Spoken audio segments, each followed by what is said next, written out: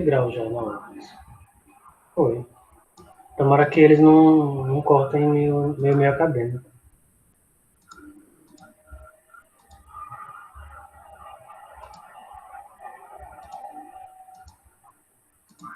Bom, vou começar a ler.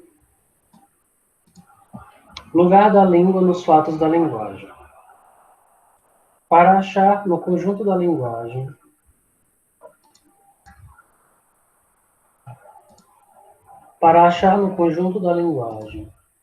a esfera que corresponde à língua, necessário se faz colocarmos diante do ato individual que permite reconstituir o circuito da fala. Este ato supõe pelo menos dois indivíduos. É o mínimo exigível para que o circuito seja completo. Suponhamos então duas pessoas, A e B, que conversam. O ponto de partida do circuito se situa no cérebro de uma delas, por exemplo, A, onde os fatos de consciência, a que chamaremos conceitos, se acham associados às representações dos signos linguísticos ou imagens acústicas que servem para exprimi-las. Aqui tem anotação do Hugo. Cérebro, associação de conceitos e imagens acústicas, expressões linguísticas. Suponhamos que um dado conceito suscite no cérebro uma imagem acústica correspondente. É um fenômeno inteiramente psíquico, seguido, por sua vez, de um processo fisiológico. O cérebro transmite aos órgãos da fonação um impulso correlativo da imagem. Depois, as ondas sonoras se propagam da boca de A até o ouvido de B, processo puramente físico. Em seguida, o circuito se prolonga em B numa ordem inversa, do ouvido ao cérebro, transmissão fisiológica da imagem acústica. No cérebro, a associação psíquica dessa imagem com o conceito correspondente. Se B, por sua vez, fala, esse novo ato seguirá, de seu cérebro ao de B, exatamente o mesmo curso do primeiro e passará pelas mesmas fases sucessivas que representaremos como segue. Conceito, imagem acústica. Imagem acústica deveria ser D, né? Mas aqui tá aí. É isso que eu achei engraçado também. Fonação, Ou o contrário, né? Deveria ser um I em vez de D. Fonação, tá.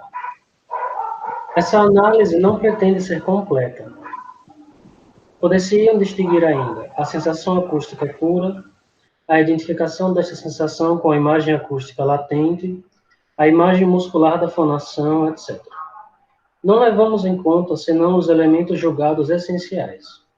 Mas nossa figura permite distinguir sem dificuldade as partes físicas, ondas sonoras, das fisiológicas, fonação e audição, e psíquicas, imagens verbais e conceitos. De fato, é fundamental observar que a imagem verbal e acústica é a mesma coisa, né? Acredito que sim. De fato, é fundamental observar que a imagem verbal não se confunde com o próprio som e que é psíquica, do mesmo modo que o conceito que lhe está associado. O circuito, tal como o representamos, pode dividir-se ainda. A. Numa parte exterior, vibração dos sons indo da boca ao ouvido, e uma parte interior, que corresponde a todo o resto. B. Uma parte psíquica e outra não psíquica, incluindo a segunda também os fatos fisiológicos, dos quais os órgãos são a sede, e os fatos físicos exteriores ao indivíduo. C. Numa parte ativa e outra passiva. É ativo tudo o que vai do centro de associação de uma das pessoas ao ouvido da outra, e passivo tudo o que vai do ouvido desta ao seu centro de associação. Finalmente, na parte psíquica, localizada no cérebro, pode-se chamar executivo tudo o que é ativo, que vai do conceito à imagem acústica, e receptivo tudo o que é passivo, da imagem acústica ao conceito. Cumpre acrescentar uma faculdade de associação e de coordenação que se manifesta desde que não se trate mais de signos isolados. É essa faculdade que desempenha o principal papel na organização da língua enquanto sistema. Uma faculdade de associação e de coordenação, que se manifesta desde que não se trate mais, quer dizer, de associação e coordenação de signos, né, eu penso. Essa faculdade que desempenha o principal papel na organização da língua enquanto sistema. Eu só não sei se é de signo, né? Deixa eu só dar uma olhada de novo. Eu acho que faculdade de associação e coordenação como faculdades psicológicas mesmo. Uhum. E elas, por sua vez, no sistema da língua, vai aparecer como associação e ordenação de signos. Só estou fazendo essa diferenciação, para não sei se é a diferenciação do texto, porque o que está na cabeça como conceito não é o signo, né? Sim. Porque o signo é a realidade material. Uhum. Não, é só isso, então. Beleza. E essa parte, para mim, é especialmente interessante justamente por conta desse tratamento do conceito. Que ele está em uma certa concordância com uma filosofia da consciência, vou colocar assim. Cabe. Eu tomei esse conceito como sendo algo próximo de Kant. Não sei. Sim, mas a gente pode falar que o Kant é um dos primeiros dessa filosofia da consciência. Uhum. Beleza. Para bem compreender tal papel, quer dizer, o papel dessa faculdade de associação e de coordenação na organização da língua enquanto sistema, né?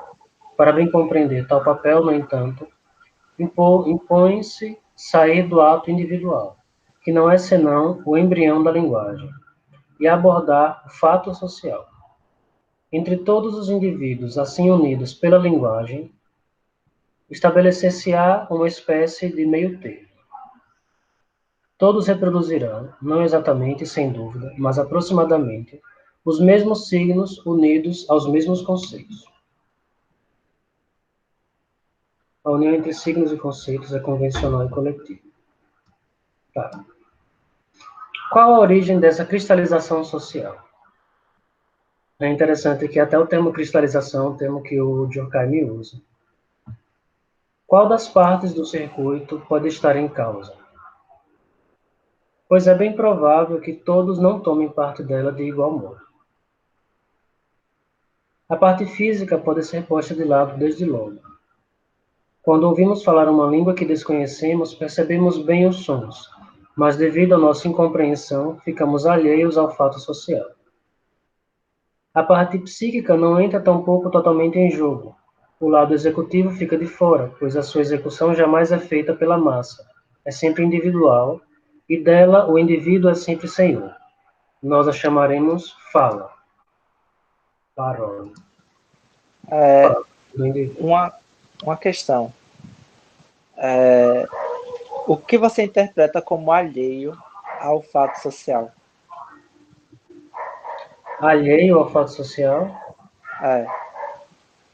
É, fenômenos ou realidades que não são explicáveis socialmente. Fenômenos que são da ordem da psicologia, ou da fisiologia, ou da física, que não tem como causa sociedade. Algo assim. sim.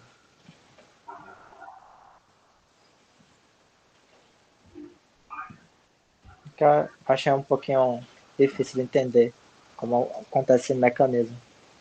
Porque parece que naquele trecho pequeno, ele meio que coloca um pré-requisito de a gente participar do fato social, a compreensão, né?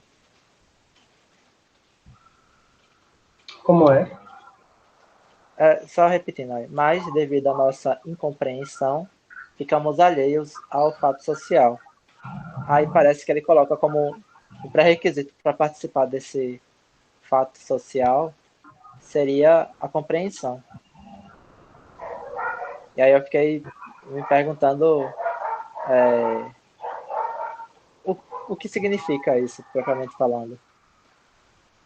Eu acho que ele está falando, tipo, de quando você ouve alguém falar em outra língua, você não conhece a língua. Você ouve os sons perfeitamente, mas, tipo, você não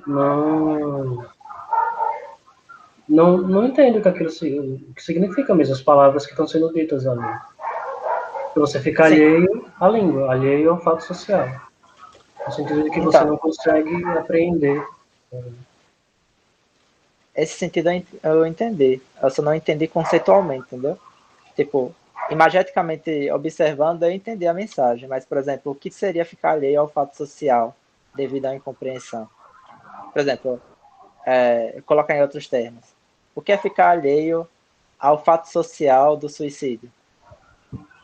O que significa Entendi. esse Entendi.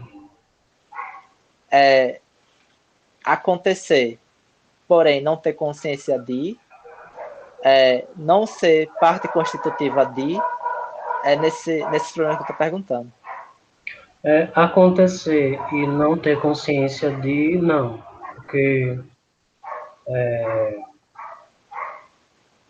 não é o caso que você precisa ter consciência do fato social para fazer parte dele. Mas eu acho que é algo como no segundo caso, é você não fazer parte dele.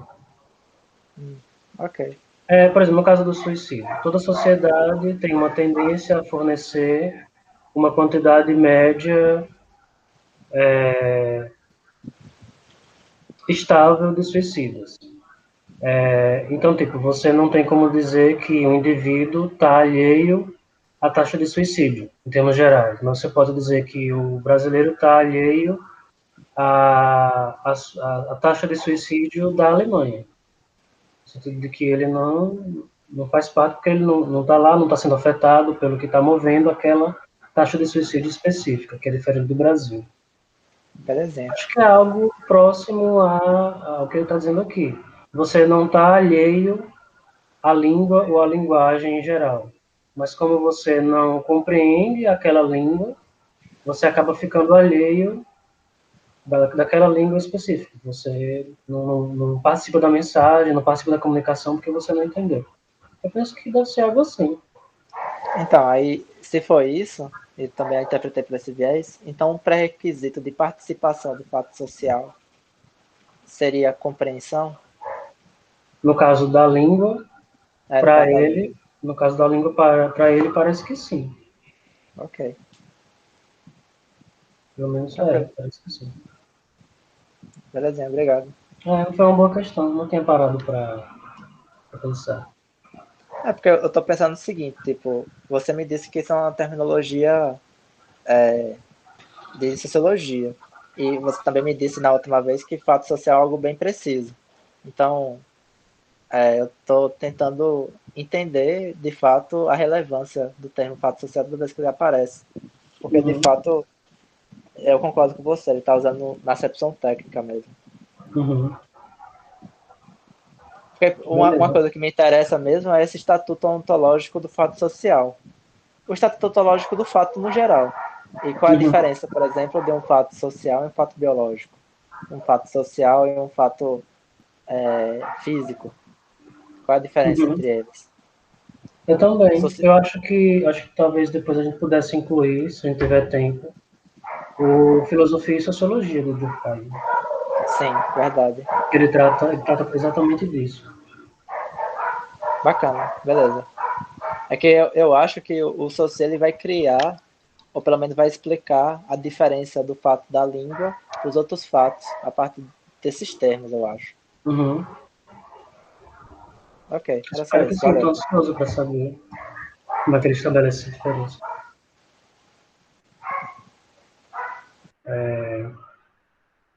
A parte psíquica não entra tampouco totalmente em jogo. O lado executivo fica de fora, pois a sua execução jamais é feita pela massa. É sempre individual e dela o indivíduo é sempre senhor. Nós a chamaremos fala. Pelo funcionamento das faculdades receptiva e coordenativa nos indivíduos falantes, é que se formam as marcas que chegam a ser sensivelmente as mesmas em todos. De que maneira se deve representar esse produto social para que a língua apareça perfeitamente desembaraçada do restante. Se pudéssemos abarcar a totalidade das imagens verbais armazenadas em todos os indivíduos, atingiríamos o liame que constitui a língua. Trata-se de um tesouro depositado pela prática da fala em todos os indivíduos pertencentes à mesma comunidade. Oh, mas é isso, é liame social, viu? É o quê?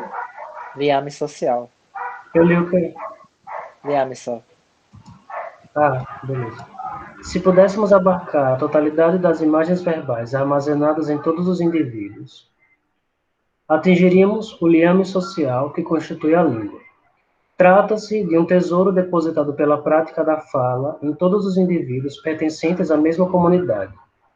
Um sistema gramatical que existe virtualmente em cada cérebro, ou mais precisamente nos cérebros de um conjunto de indivíduos, pois a língua não está completa em nenhum, e só na massa ela existe de modo completo. Eu acho Aqui eu achei um pouco complicado. Porque, veja, em Durkheim, ele estabelece uma diferença, uma distinção, para o que é necessário para que se caracterize um fato social. O fato social, ele é coletivo, mas não necessariamente ele é generalizado. É perfeitamente possível que um fato seja social, ele seja coletivo, mas não seja generalizado. Assim como é possível que um fato seja generalizado e não seja coletivo. Aí aqui ele coloca: se pudéssemos abarcar a totalidade das imagens verbais armazenadas em todos os indivíduos, atingiríamos o liame social que constitui a língua. Se ele estiver dizendo isso no sentido de que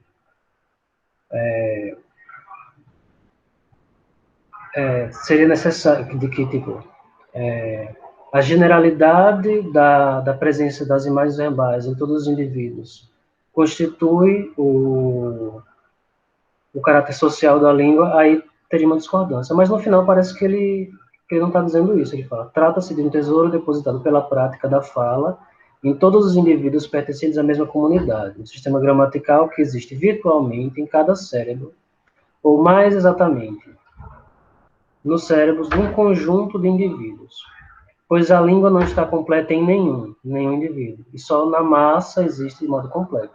Aí aqui no final é que ele está de fato próximo do fato social de Durkheim. Não sei se deu para entender a minha problemática. Não, deu sim, deu sim. Vou reproduzir para ver se é isso. É basicamente a diferença entre coletividade e generalidade, que generalidade é todos os indivíduos que constituem a generalidade possuem aquela característica, enquanto a coletividade é que você fala que aquele conjunto, como conjunto, possui característica porque alguns de seus constituintes a possuem. É, Não sei se é uma característica a qual todos os indivíduos do conjunto podem ser referidos, e aí a coerção é o fator mais evidente, mas que não necessariamente todos os indivíduos vão estar a todo momento atualizando aquela característica.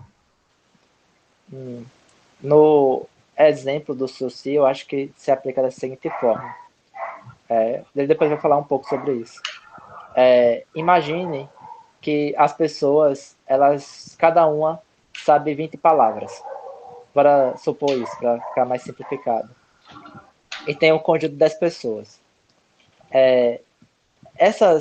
O conjunto de palavras que essas pessoas compartilham ou não dentro daquele idioma é considerado a totalidade das imagens verbais armazenadas em todos os indivíduos.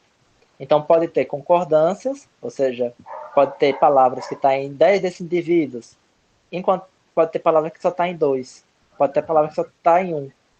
Então, é esse inventário de totalidade nesse sentido, que é a totalidade das imagens acústicas da língua. Então, você vai pegar. Não sei se deu para pegar pelo exemplo que eu dei, simplificado. Sim, não, foi um exemplo muito bom. Era isso mesmo que eu estava querendo falar, entre a diferença entre coletivo e generalizado. Então, isso é coletivo, não é generalizado, porque todo mundo não tem todo o vocabulário. Mas tá virtualmente, e aqui é até um problema, porque tem que interpretar isso virtualmente. Isso não tá bem óbvio, não. Você pode interpretar isso virtualmente, tá em virtualmente em cada cérebro, porque apesar da pessoa não ter aquela imagem acústica, ela é capaz de aprender a partir do contato com os outros. Então, pode ser virtual como potencial nesse sentido. Uhum. Ou se não, é virtual no sentido que também é possível, que ele está lá como possibilidade, mas não é efetivado. Por Uhum. exemplo, tá tudo bem. Beleza, é isso. Esse virtual tem que ser Não, esclarecido. sim, você pode continuar falando, a sua explicação eu achei muito legal. O virtual é aquilo que está, que tem realidade, só que ele não se efetivou. É como se fosse uma biblioteca. Na biblioteca tem lá vários livros, mas de fato você só pode ler um por vez. Então, tecnicamente, você pode virtualmente ler qualquer livro, mas a partir do momento que você escolher um, não escolher os outros. Beleza, muito bem, muito bom. É porque tem uma diferença semântica entre potencialidade e virtualidade. Uhum. Quem gosta de usar muito virtualidade é física quântica, porque ela mapeia a posição a partir de posição real e posição virtual. Ou seja, a posição efetiva, que você de fato está fazendo a observação, e todas as outras, que caso ela não estivesse naquela posição, ela poderia estar. Caramba, eu poderia usar isso, algo do tipo no meu projeto de mestrado. Pô, bacana então. É a diferença de conceito entre virtualidade e potencialidade que é legal. Eu gosto dessa diferença. Tá, peraí, você pode repetir a diferença entre virtualidade e potencialidade? O potencial é o seguinte: o potencial é aquela possibilidade que aquele ser tem, porém ele não efetivou, mas que constitui parte de, de sua essência. Vou Uhum. começar com a definição formal. Na prática, isso quer dizer? Quer dizer, por exemplo, que tudo que aquele ente pode ser está interno a ele. Ou seja, você pega uma semente. Essa semente, ela é potencialmente uma árvore, porque todo o que é necessário dela para que se torne uma árvore está nela já. Isso é potencialidade.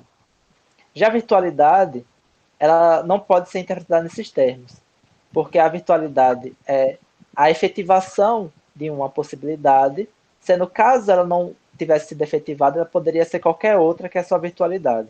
Por exemplo, se uma semente, o exemplo com semente é ruim nesse caso, por quê? Você não pode dizer que caso essa semente não fosse uma semente, ela seria um cachorro, Uhum. entende? Sim. Talvez o exemplo ficou péssimo, né? Mas, por exemplo, Mas é, você pode. coisas, coisas envolvendo tempo e espaço se aplica mais virtualidade da potencialidade. Por quê? Essa bola está aqui, mas ela virtualmente poderia estar em qualquer outro lugar da minha sala. Ou seja, a partir da assunção que ela não está aqui, eu posso dizer todos os lugares que ela poderia estar. Já potencialidade não. Potencialidade você fala o que a coisa pode ser. Então, Sim. seria essa diferença.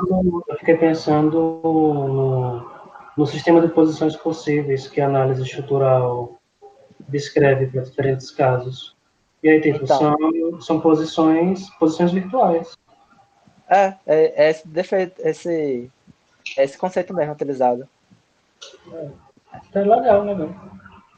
Agora, por exemplo, você pega um indivíduo dentro desse sistema, e você fala, olha, esse indivíduo, ele pode ser até tal coisa. O que você está falando? Está falando da potencialidade dele.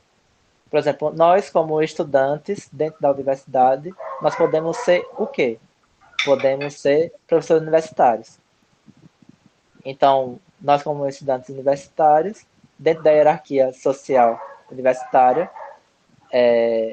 nós podemos nos desenvolver até chegar a essa posição. Ou seja, a gente pode assumir diversas outras. No entanto, se a gente for pensar em termos de virtualidade, eu, para ingressar dentro de uma instituição, eu poderia ingressar como técnico, como faxineiro, como todos os cargos que tem lá, como reitor. Então, virtualmente, as possibilidades dadas para mim, dado a participação da instituição, são essas, mas potencialmente, dado que eu sou estudante, é ser professor universitário. Qual a relevância para a física quântica de definir o espaço das posições virtuais? Porque, basicamente, é o seguinte. Claro que esse Expedito poderia falar muito melhor do que eu, e eu não tenho conhecimento zero de física. Mas a questão é o seguinte. Na física, quando você consegue determinar a posição de um determinado átomo, você não consegue, de uma certa maneira, inferir diversas propriedades dele a partir disso. Não de um átomo, de um elétron, melhor dizendo. Por quê?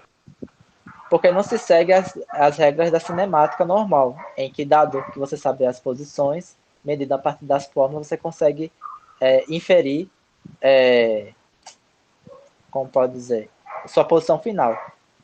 No entanto, uma vez que você estabelece a posição, você pode fazer, por probabilidade, onde estão todas as suas posições virtuais e saber qual é a probabilidade de, uma vez que ela não está mais nessa posição, ela transferir para uma dessas posições virtuais. Por quê? Porque o movimento da partícula ela não é determinístico, é um movimento probabilístico. Então, o fato de você conseguir captar ela em um momento, você não captou de fato um movimento linear, tal como você enxerga o lançamento de uma bola. Você captou uma das possibilidades de posições que ela poderia estar. E aí, você calculando quais as posições virtuais, dada a posição que ela está, você pode inferir qual é a probabilidade de ela estar em uma outra posição. E aí você deixa de medir e aí você mede de novo. Aí você percebeu que agora ela apareceu na região em que ela tinha a probabilidade de aparecer 1 a cada 100 vezes. E assim por diante. Isso está me lembrando tanto no projeto de mestrado. Como é a matemática para tratar desses objetos não determinísticos? É probabilidade. Você coloca a quantidade de eventos que acontecem em cima da quantidade de eventos que poderiam acontecer. Não, quantidade de eventos possíveis, desculpa. Uhum. Então, por exemplo, um dado. Você atirando um dado e você aceitando que o resultado do dado é totalmente probabilístico, o dado ele só pode ficar em uma posição por vez. Então, o caso efetivo é 1. Mas as posições que ele poderia assumir são diversas. Então, são 6. Então, a probabilidade de ele estar em qualquer um dos lados é 1 sobre 6. Sim, saquei. Eu pensei que envolveria algum tipo de probabilidade, algum tipo de matemática diferente. Envolve, porque o que eu estou explicando é o estudo de uma partícula isolada. Mas quando você faz física quântica, você quer estudar um conjunto de partículas.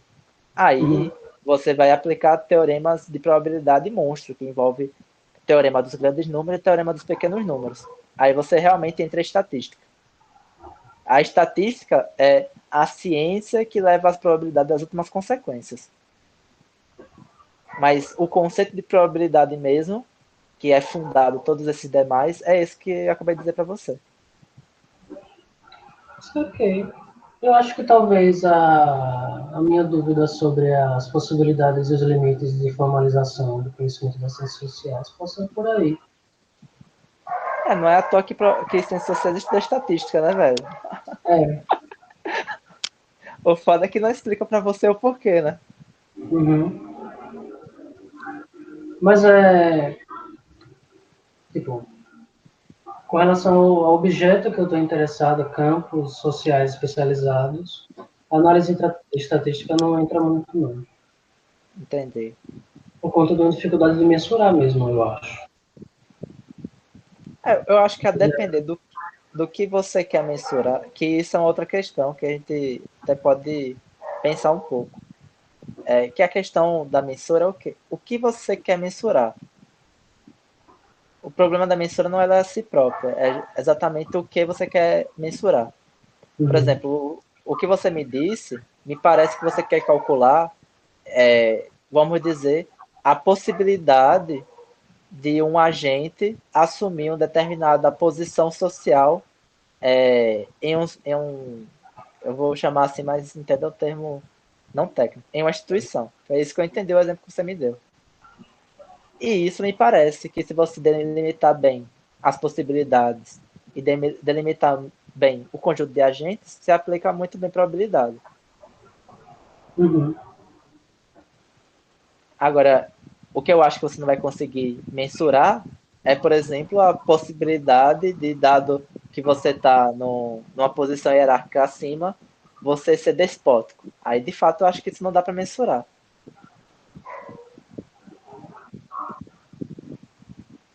Eu sei que eu peguei um exemplo extremamente paia, mas, tipo, dado que você assuma uma determinada posição dentro dessa instituição, você vai assumir determinadas características. Isso, de fato, é difícil de mensurar. Uhum. Mas esse primeiro caso, não. É, Você de tem que, fato. você tem que saber. Eu só estou colocando isso porque você tem que saber o que você quer mensurar.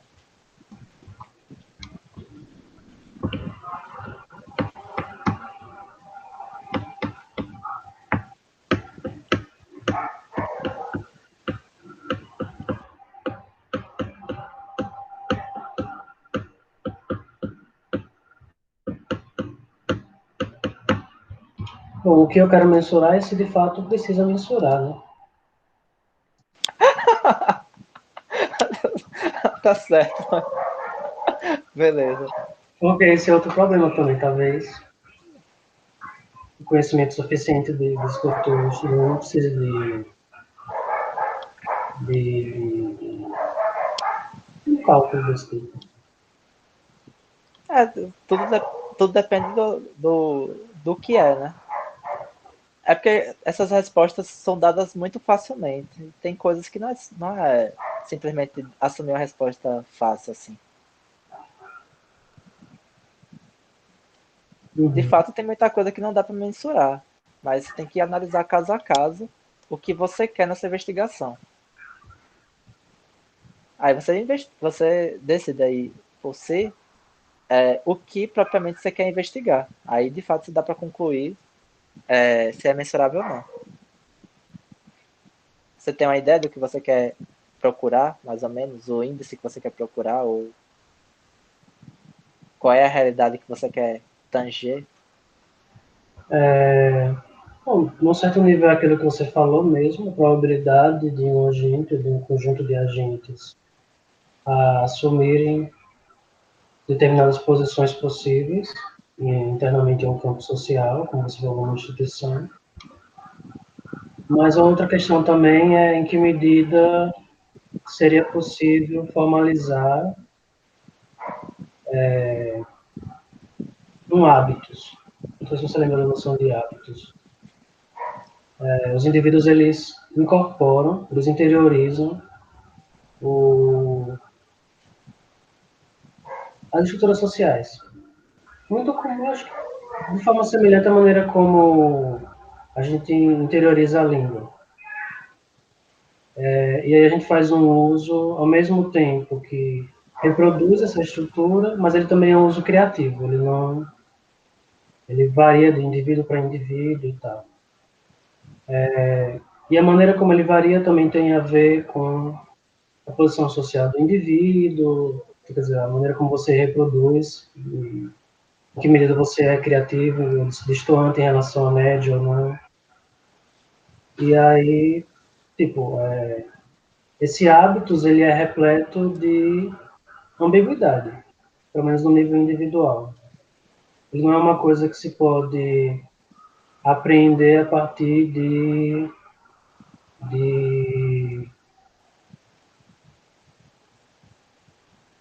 uma esquematização rígida. Tipo, você pega um modelo do que é a estrutura social que está incorporada no indivíduo, no conjunto de indivíduos, e a partir dela você infere o princípio de ação do agente. Não sei se estou sabendo explicar. É tipo, o modelo que o analista constrói para explicar a ação do agente não é o princípio a partir do qual o agente age. Não é aquilo que explica a razão da qual ele reproduz, ou é criativo, ou se diferencia da reprodução que um outro agente faz daquele modelo. É tipo, é como você ser um narrador de futebol, e aí você imputa ao agente razões na ação dele, no drible, que são razões que o observador aprende para descrever a ação, mas que no momento em que o agente estava lá agindo, ele não tinha aquilo em mente, ele não tinha aquilo em mente, não faz parte dos princípios que moveram a ação dele. Então, há uma diferença entre o modelo que se constrói para explicar a ação e o modelo que dá origem à ação. E aí esse modelo é chamado de hábitos, e esse hábitos ele é ambíguo. Eu queria encontrar uma forma de criar um modelo que conseguisse descrever os princípios estruturais a partir do qual os agentes agem, só que não seja um modelo que descreve o aspecto institucionalizado, ou a média, mas um modelo que consiga descrever o mais precisamente possível o modelo, os princípios que estão em ação em cada indivíduo particular. Não sei Ah, eu, se. se eu entendi bem, talvez a sua proposta para conseguir solucionar isso é propor um campo de virtualidade. No critério D, você tenta, dado um estudo de um caso específico, delimitar, é, tentar delimitar o máximo de possibilidades possível que aquele agente pode fazer e delimitar, aí sim você começa a mensurar as probabilidades de cada ação. É, Que eu estou falando isso porque é mais ou menos assim que a linguística vai trabalhar. Ela tem um campo de virtualidades. Quais são o campo de virtualidades? Que estabelece o campo de virtualidade de uma língua, já que a gente está tratando desse assunto, é o estudo da, dos morfemas. São os morfemas que garantem o campo de virtualidade da língua. Por quê? Porque eles são os elementos mínimos da língua que têm significados próprios e a gente constrói tudo a partir deles. Então, por exemplo, a gente pode, a partir desse estudo de morfemas, já criar a quantidade, um conjunto de possibilidade de criação de palavras. E isso permite, por exemplo, de a gente entender o neologismo. É justamente essa virtualidade dos morfemas que permite a gente entender o neologismo pela primeira vez que a gente lê. Porque é um uhum. neologismo, só que ele está partindo de morfemas que a gente já conhece. E aí, tipo, vai ter coisas adicionais, né? Porque apesar de seu fundamento, seus morfemas, eles são em quantidades limitadas, eles ainda têm regras de ordenação, uma vez que são compostos em palavras. Então tem uma gramática. Isso delimita mais ainda o campo de virtualidades. Eu Ok.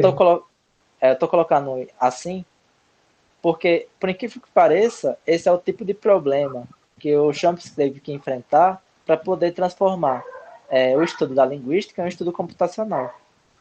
Porque o computador ele opera assim, por exemplo, quando vai falar com você. Ele tem um vocabulário de morfemas e ele cria um campo de possibilidades dado uma gramática. E aí, a resposta que você dá para ele, ele recebe como input para poder comparar com esse campo de virtualidades e escolher desse campo de virtualidades qual é a resposta mais provável para sua interação.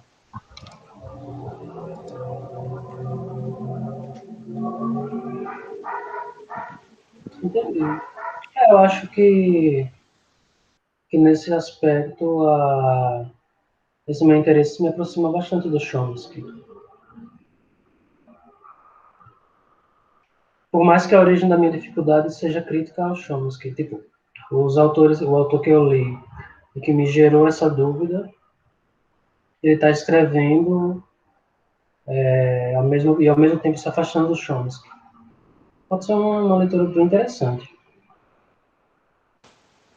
Porque são duas coisas separadas, né? O que me parece que você está buscando é uma maneira de computar esse hábitos. Uhum. E talvez você se aproxime do Chomsky, porque o Chomsky também tenta computar algo. Mas você se afasta porque o que você quer computar e as teses que você assume do que você quer computar é coisas radicalmente distintas do que o Chomsky acreditava que estava computando. Por exemplo, o Chomsky acreditava que estava computando uma gramática interna do pensamento. Uhum. Enfim, por que pareça, isso está no Deleuze também. Ah, é? Em que sentido? Então, beleza. No sentido da crítica ao Chomsky, que o Deleuze vai criticar o Chomsky justamente por causa dessa pesquisa que ele vai fazer acerca da computabilidade da linguagem, e esses termos sou eu que estou usando. Eu não sei se em Uhum. Chomsky aparece assim. Porque para o Deleuze, isso não é linguagem, isso é justamente um resultado da possibilidade da mistura dos corpos. Então é uma física, na verdade, não é uma linguagem. A linguagem, pela sua natureza, pro Deleuze, ela é puramente criativa. Saquei, eu me lembro de você ter falado disso já. Então ele acha que esses projetos do Chomsky de tentar domesticar a língua a partir de processos computacionais é só uma pesquisa acerca das possibilidades da mistura dos corpos. Já está determinado isso. Isso Uhum. não é o que constitui a essência da linguagem. Isso é dado, numa analogia, pelas leis da física mesmo.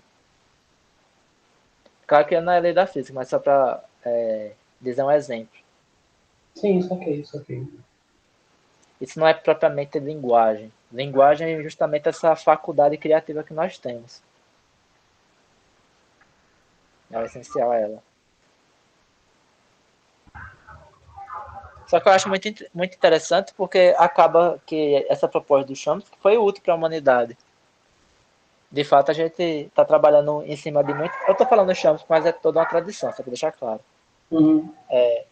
Esse aparelho que a gente está falando, por exemplo, ele é uma combinação de muitas dessas pesquisas em linguística computacional. Por exemplo, esse aplicativo que nós temos tem reconhecimento de voz. Se eu quiser colocar legenda aqui, ele aparece. Uhum. Só que ele aparece interpretando como se o meu sistema de fonemas fosse o inglês. Então ele interpreta o que eu falo em cima da base de fonema inglês. Pronto, perfeito. Aí. Olha o campo de virtualidades em execução. Você aperta o, os três pontinhos e aperta ativar a legenda. Aí você vai ver uma ruma de palavras sendo gerada. E palavras que você não vai reconhecer. Por quê? Porque ele estabeleceu um campo de morfemas e fonemas, respectivamente. Ele estabeleceu combinação de ordem desses morfemas, que tem uma certa combinação, que é sufixo, radical e prefixo, que de fato a linguista também estuda. E ele estabeleceu uma gramática. E aí, a partir disso, toda vez que ele escuta um som produzido pela minha boca, ele tenta computar que palavra seria e que frase eu estou gerando, a partir de um cálculo de probabilidades.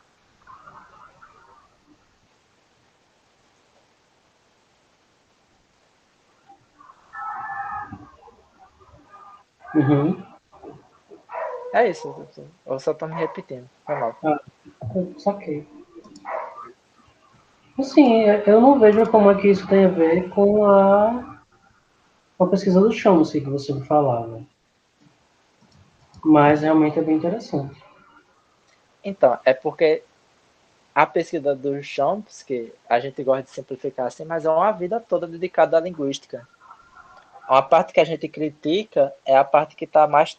A gente não, estou falando a gente como pertencente à comunidade dos filósofos. É a parte que liga-se com a filosofia, porque ele Uhum. afirma... Pronto, essa parte aqui que a gente está lendo sobre que ela está no cérebro, me parece que o Chomsky está partindo de uma ideia mais ou menos assim. Porque o Saussure vai falar mais à frente que a língua não se trata de uma abstração. Ela, de fato, é uma realidade e a moradia dessa realidade é o cérebro. E o Chomsky leva isso à risca. Ele tenta realmente entender como é que o cérebro, dentro do seu funcionamento, possibilita a produção de linguagem. E aí um dos modelos de explicar isso é através de modelos computacionais, que é justamente o modelo que vai explicar como é que o cérebro cria a linguagem, dado essas coisas que eu acabei de dizer. Aí, claro, a gente simplifica muito falando que, na verdade, ele acredita em uma gramática interna do pensamento, que ela derivaria todas as outras gramáticas, etc e tal. Mas quando você pensa na efetivação desse projeto, envolve todas essas especializações que a gente está tentando entender. Que vai entender como é que funciona o eixo dos morfemas, como os morfemas se combinam entre si, quais são as possibilidades de construção sintática de todas as línguas. Saquei, que massa, cara. Acho que tem muito a ver com as coisas que eu mais ou menos estou tentando Não, investigar. e eu deixo bem claro o seguinte: o que eu falei aqui é totalmente achismo, porque eu não Uhum. li Chomsky o suficiente para ter certeza de nada que eu disse. Mas fica aí a dica. Mas só pelo que você falou, já é uma dica bacana do que ler.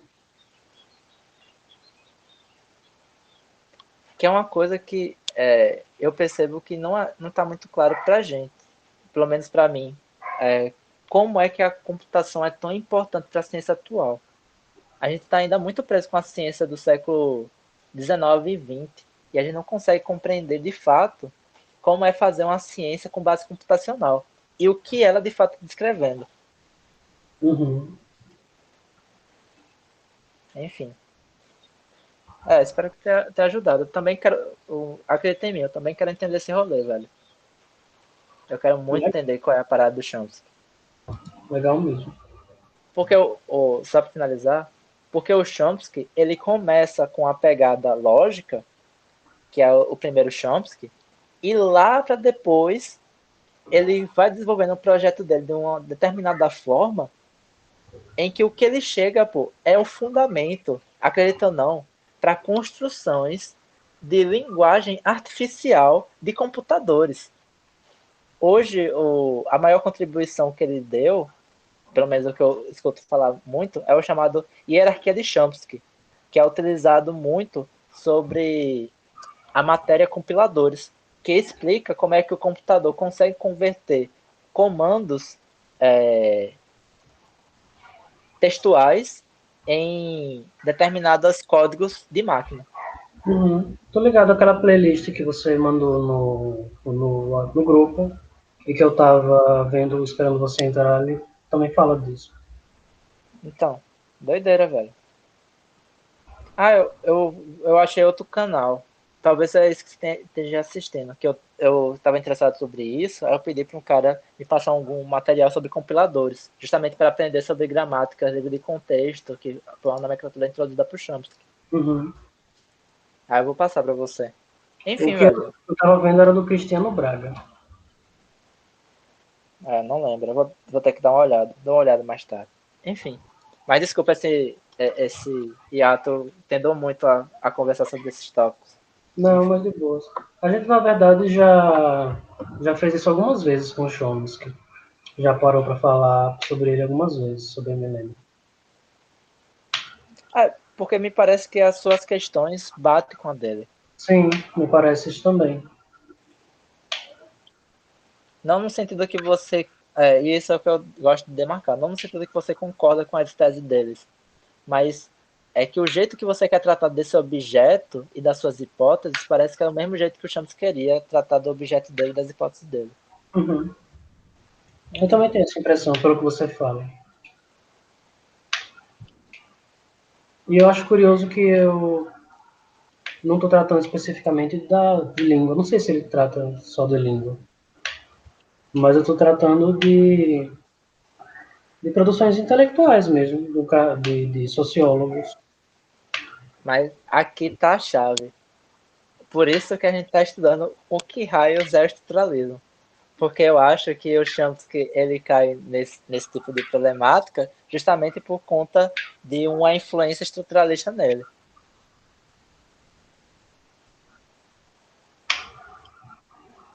Você pode desenvolver isso? Por exemplo,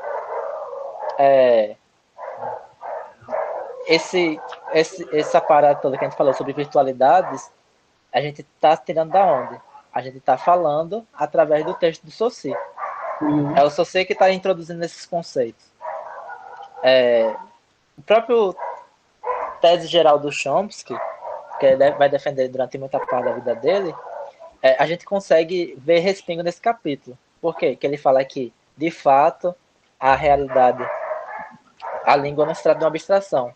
A moradia da realidade da língua está no cérebro. Ele vai falar isso mais posteriormente. Quer dizer, talvez eu esteja me enganado. E parece que são essas inclinações, junto com a classificação do que é um morfema, do que é uma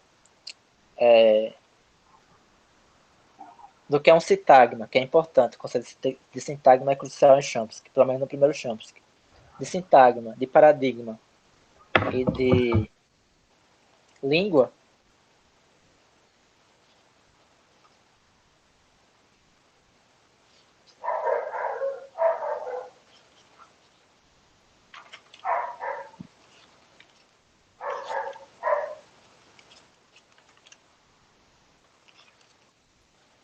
Oi, eu saí sem querer. Tranquilo.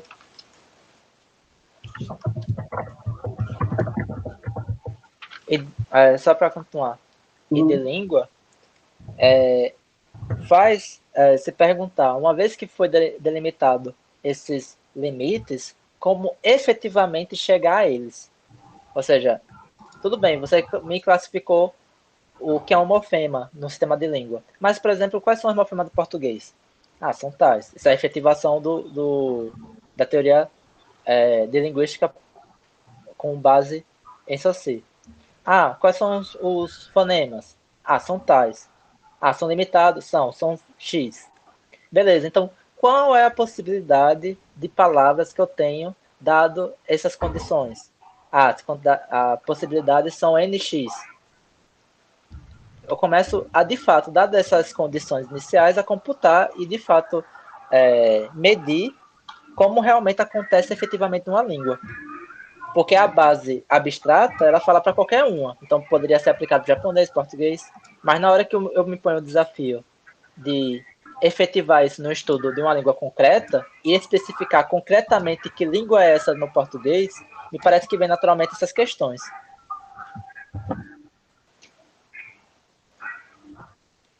E aí, transportando para o seu caso, que é a sociologia. A sociologia tá lá, o Levi-Strauss falando o que é mitema, etc. Tal. Enfim, eu não conheço, eu estou especulando, por especulação.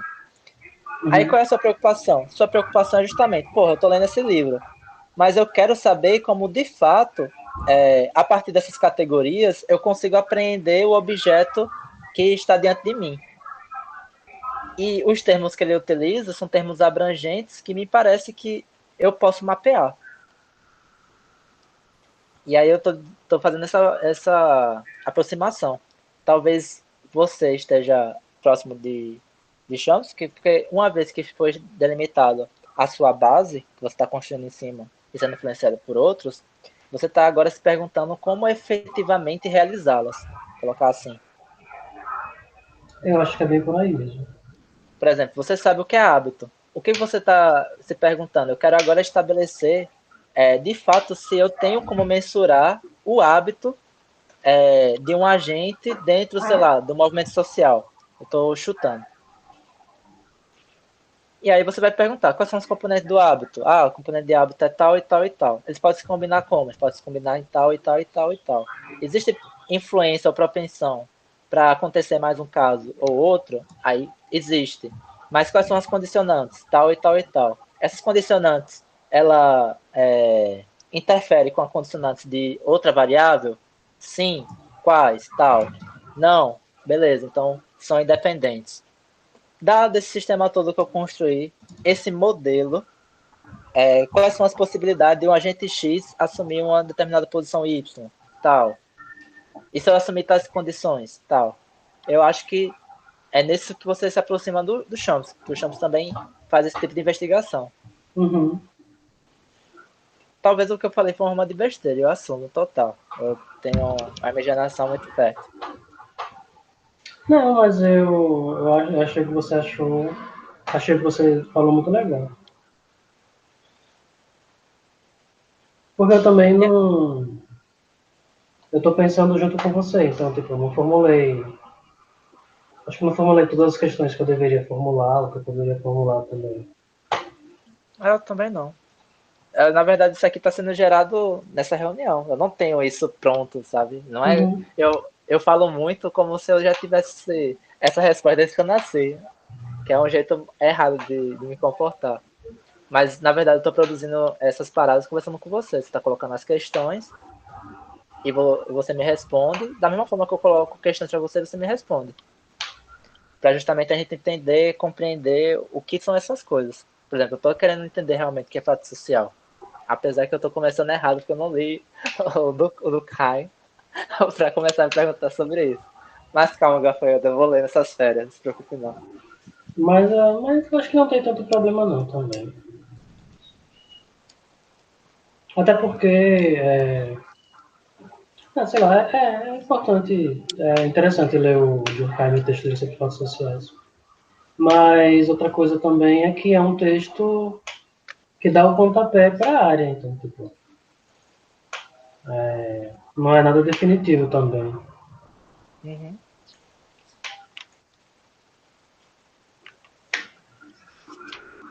E por incrível que pareça, eu me interesso com essas coisas, porque a minha questão principal, assim, a mais genérica de todas, se me perguntarem, essa eu já formulei, já está até escrita, é como é possível, a partir de um conjunto de signos, fazer uma previsão de uma realidade que é extra signal.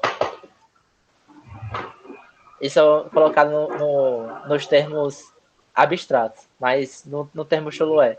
Como é possível que um conjunto de rabiscos no papel possa predizer algo acerca da realidade, que é algo que... Ah, isso aqui. Uhum. Eu me Esse é lembro o que você falou disso. é, essas minhas questões todas têm como questão máxima essa, e depois vem as questões inferiores, por exemplo, como é possível a comunicação, é uma questão menor.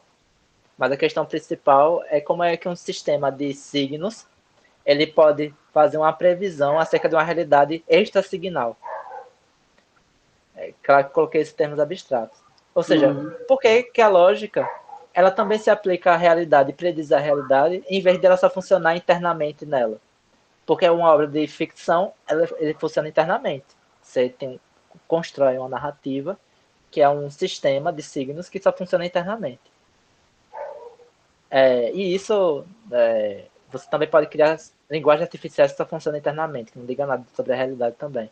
Isso é possível. Mas porque tem alguns conjuntos de sinais, com algumas regras específicas, que quando a gente opera, ele de fato faz previsões acerca da realidade. São essas questões que eu estou preocupado. E para mim é uma questão das mais difíceis. De fato, é a questão da objetividade, né, que você fala. Exato. A questão da objetividade. São questões interligadas, né? Que a primeira é a ligação entre linguagem e mundo, como é que ocorre essa ligação. Uma vez que tem essa ligação entre linguagem e mundo, como é que eu posso, a partir dessa ligação, fazer uma ligação entre pessoa a pessoa, a ponto de concordar acerca do mundo, que é o problema da objetividade. Ou melhor, o problema da objetividade já esquece o mundo. Já pode só ser estabelecido entre duas pessoas. Como duas pessoas concordam em Uhum. algo. Então, são questões relacionadas. Mas é isso. Se eu fosse resumir, por enquanto, na minha cabeça, estão três problemas. Problema da comunicação, problema da objetividade e problema da ligação entre signo e mundo. Se for colocar em termos gerais. Vou responder? Acho que não. Mas são coisas que eu estou preocupado. Eu acho que as minhas questões são questões que são. Acho que eu poderia dizer que são as questões que são mais atuais no meu campo mesmo. Tipo, qual a relação entre estrutura e ação e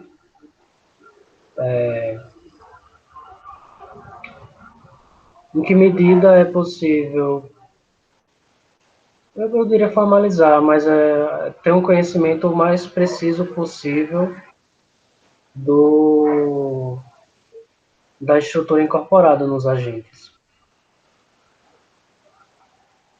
Eu acho que é tipo isso. Sim. Do uso criativo que os agentes fazem dessa estrutura. Falar em uso criativo da estrutura é complicado, porque eles agem a partir das estruturas incorporadas. Eu confesso que esses conceitos eles são extremamente complicados de pensar sobre essas coisas. Por exemplo, a ação a partir da estrutura. Ao mesmo tempo, a gente, a gente não, né? Mas quando geralmente utiliza o termo estrutura, a gente pensa numa realidade subjacente. Só que essa realidade subjacente, para ter sentido algum tipo de livre-arbítrio de acaso, ela não pode ser determinante acerca de outra realidade. Por exemplo, a gente tem uma determinada estrutura social. Então, existe uma série de propensões dadas essa estrutura social. No entanto, a gente ainda espera que dentro dessas propensões existem certos comportamentos que destoam das propensões. É isso. Só que a questão é como determinar isso. Como determinar, de uma certa maneira, a realidade comum entre outra realidade na qual a estrutura ela é condicionante e qual parte ela não é. E por quê? Não sei se eu entendi bem a sua pergunta. Por exemplo, tem certas coisas que a estrutura é condicionante. Uhum. Por exemplo, é condicionante da estrutura, sei lá, eu nunca pensar em escutar tal tipo de música. Por quê? Porque dentro da estrutura que eu estou incluído, social, isso não se apresenta como uma possibilidade dentro da minha classe social. É uma música que não está apresentada. Então, é um condicionante nesse sentido. De fato, se eu pertencer a essa estrutura, não existe possibilidade de eu escutar esse tipo de música. Porém, pensando em outro. Enfim, eu acho que eu estou embolando as coisas. Mas eu acho que eu peguei o que você quis dizer. É tipo, você tem determinados condicionantes e ao mesmo tempo você tem um. Tipo, é certo que você não vai agir sempre a partir desse condicionante, de acordo com ele, que existirão desvios. Aí, Então, tipo, existe. É, sim, ex- exi- não, é só para corrigir um pouco. Existe certos mecanismos da estrutura que são condicionantes e certos que são propensores.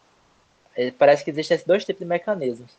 Tem uns que de fato fala o que não é possível acontecer comigo e tem outros que falam que é muito provável acontecer comigo. uhum.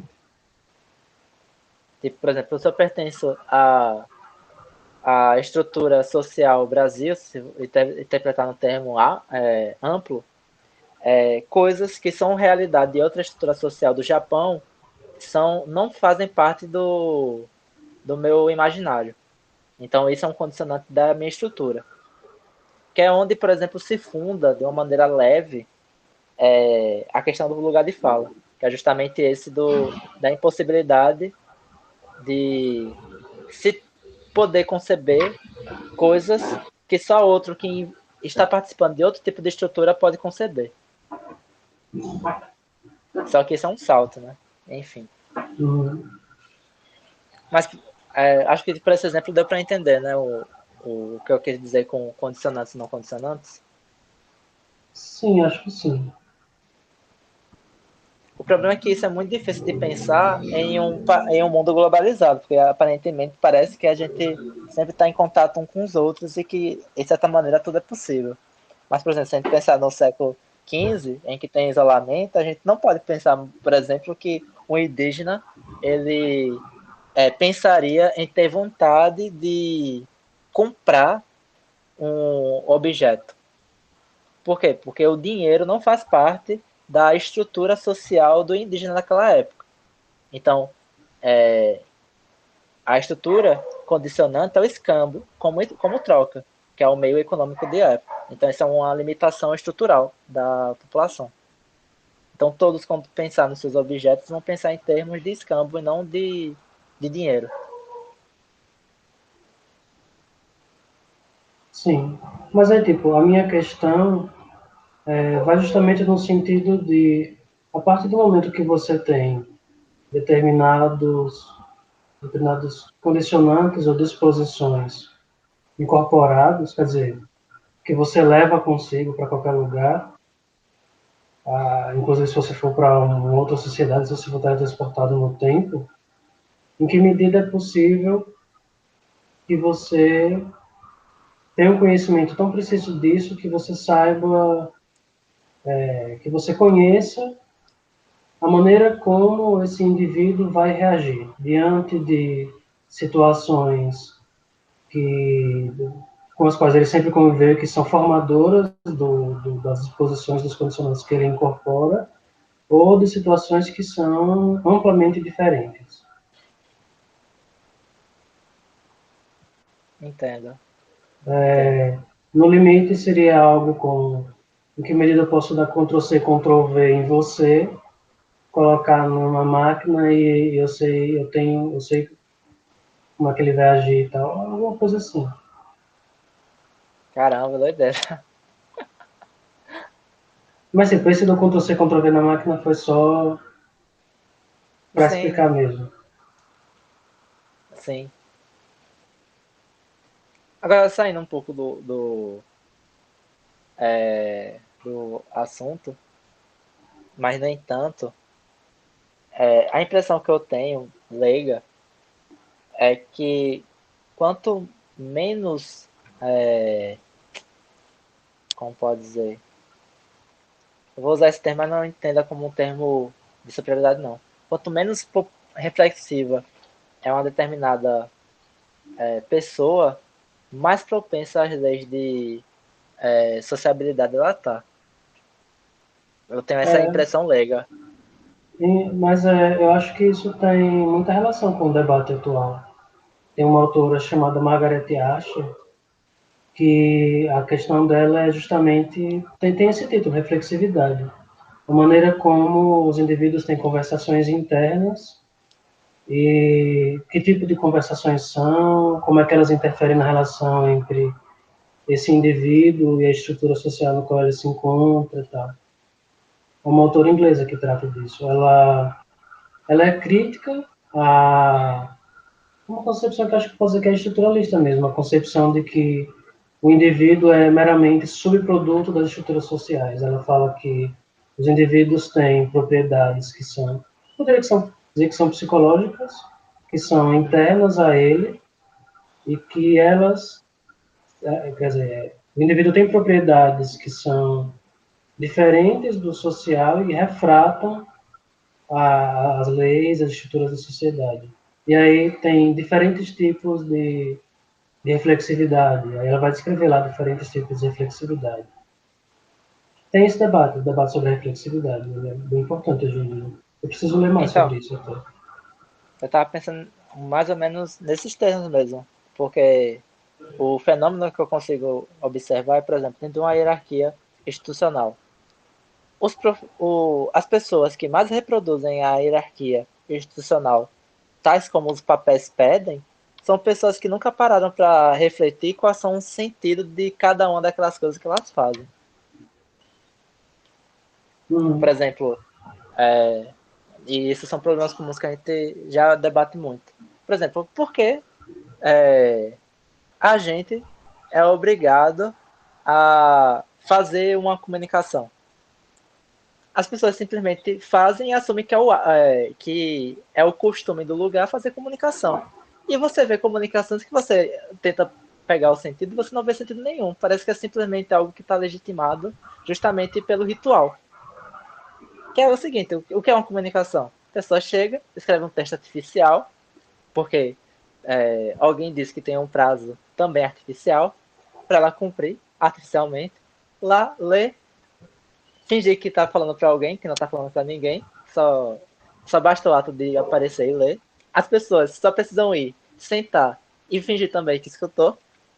Algumas tentam parecer que são participativas, formulando perguntas que não tem nada a ver com a sua comunicação. E pronto, acaba aquilo ali e tudo acontece exatamente a mesma coisa em um outro evento seguinte.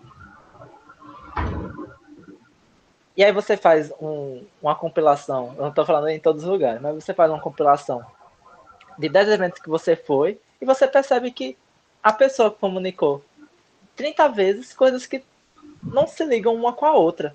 E você não consegue ver um fio condutor em uma para outra. E Uhum. aí, enfim, o que eu ia dizer é o seguinte. Mas, mas você percebe que a pessoa nunca se perguntou em nenhum momento o porquê ela faz comunicação dentro da universidade. O porquê ela escreve um artigo dentro da universidade. O porquê, no processo de... O que é uma processo de orientação. E essa pessoa que geralmente não faz esse tipo de pergunta, ela geralmente tende a reproduzir aquilo que está dando para a instituição, naturalmente. Sim, sim. Eu enxergo bem isso também. Porque aí, falando de outro lado, né? É por isso que eu falei que não enxergue isso como um ar de superioridade. Mas, por exemplo, eu me pergunto, qual é o sentido de comunicação? Aí me parece que comunicação serve para você dar uma resposta à comunidade acadêmica de algo que você está produzindo dentro do seu projeto de pesquisa. Ou seja, fazer uma comunicação sem um projeto de pesquisa é vazio de sentido. Porque a comunicação é justamente o que a palavra está dizendo. Uma Uhum. divulgação de resultados parciais fruto de um projeto de pesquisa. E o que seria o artigo? O artigo seria a publicação condensada dos principais resultados daquele período. Só que dentro da universidade, tal como a gente conhece, pelo menos eu, essas coisas ficaram desvinculadas. Eu vejo comunicações que não tem nada a ver com o cara pesquisa. Às vezes o cara não pesquisa sobre nada, só escreve um texto artificial só para participar do bolo. E até mesmo os próprios projetos de pesquisa, você não vê que tem projeto de pesquisa, que basicamente projeto de pesquisa ler tal cara. Aí, enfim, eu não sei se eu tô colocando transparente o que eu tô querendo dizer. Não me parece que são coisas que se a pessoa parasse para pensar, ela reproduziria exatamente daquela forma. Esse é o ponto. Uhum. Também acho que não. Outra, outra coisa que aparece isso. Correção de exercício de professor. Quando o professor não faz ideia do que está fazendo, ele corrige baseado em um critério subjetivo de gosto estético pela sua obra. E aí quando você pergunta a ele por que ele avalia assim, ele fala que esse é o jeito de se avaliar texto. E aí você conjectura que na verdade esse foi o jeito que todo mundo avaliou o texto dele. Uhum. Enfim, tô falando demais. Foi mal. Não, mas eu entendo bem o que você quer dizer. Só que eu fico pensando também na relação entre reprodução do que é comum no ambiente e em que medida a reflexão sobre aquele ambiente, sobre aquela estrutura, leva você a se diferir dela, ou se posicionar. Porque a sociologia não está preocupada simplesmente em explicar em que medida os indivíduos reproduzem a estrutura, mas também em que medida essa estrutura define princípios de diferenciação, e em que medida os indivíduos, agindo a partir desses princípios, se posicionam diferencialmente uns em relação aos outros. Então, tipo, uma boa parte do resultado da reflexividade e do fato de você se diferir dos outros ou se aproximar, enfim, também tem razões que estão fora da simples reflexividade, também são explicáveis a partir do conhecimento sociológico, entendeu? E aí isso Sim. também entraria, isso também entraria no âmbito da minha problemática. Não só em que medida esses indivíduos, diante de situações diversas, reproduzem estruturas incorporadas, mas em que medida eles também, a partir delas, se diferenciam e refletem. Né? Sim. Não, de fato. São todas questões Eu muito acho, interessantes. eu acho que separaria os dois, eu acho, só vou colocar. É que um, você pensa sobre o eixo das virtualidades e o outro você pensa do eixo da determinação. Que eu acho que, de fato, os indivíduos não reflexivos são completamente determinados pela sua estrutura social. Eu acho muito difícil um indivíduo com um grau de que não tem um grau de reflexividade não reproduzir a estrutura social que ele está inserido. Uhum. É só isso mesmo. Eu Eu acho que é também. nesse, eu acho que é nesse sentido que faz sentido falar, por exemplo, de leis sociais, ao pensar nessa reprodução não refletida sobre estruturas. Uhum. E uma das questões que são muito debatidas na sociologia da educação é justamente a relação entre nível de instrução e opinião pessoal. Porque, tipo, pesquisa de opinião, ciência política normalmente, institutos de pesquisa, eles meio que cometem o que o Bourdieu chama de erro epistemocêntrico, alguma coisa assim. Eles imputam à sociedade em geral uma opinião pessoal que uma boa parte dos indivíduos simplesmente não tem. Porque essa opinião pessoal, essa reflexão sobre os tópicos que são colocados, eles são próprios de grupos bastante específicos da população, normalmente grupos eruditos, e grupos com escolaridade menor, em média, tendem a não ter isso que em pesquisa de opinião, por exemplo, se chama de opinião pessoal. Esse É um tipo de pesquisa debate, nunca tive é um acesso, debate que não. existe. Como é? Esse tipo de pesquisa nunca tive acesso, não. Como é que é feito? Tipo aqueles questionários, na sua opinião, o que você acha da educação de tal lugar, o que você acha do governo tal. Entendi. Pesquisa nesse sentido. Eu acho que é um debate interessante, eu acho que é um debate que se aproxima do que você estava falando.